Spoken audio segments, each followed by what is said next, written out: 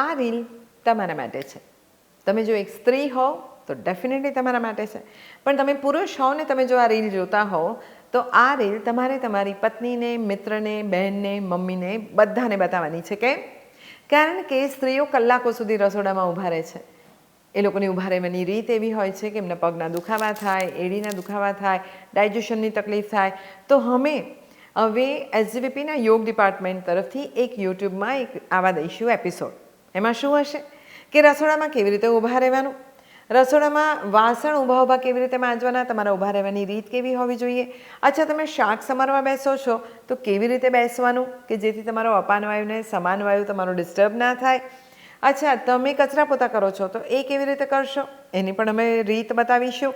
તમારી લાઈફસ્ટાઈલ, તમારું body posture, તમારા એકે એક જે ચાલવાની, બેસવાની, ઉઠવાની રીતો છે, કદાચ એ જ સુધારી દો તો તમને કોઈ પગની તકલીફ ના થાય, કોઈ ઢીંચણના દુખાવા, કોઈ કમરના દુખાવા કે કોઈ એડીના દુખાવા ના થાય. તો એના માટે જોતા રહો એસજીપી યોગ ડિપાર્ટમેન્ટની યુટ્યુબ ચેનલ.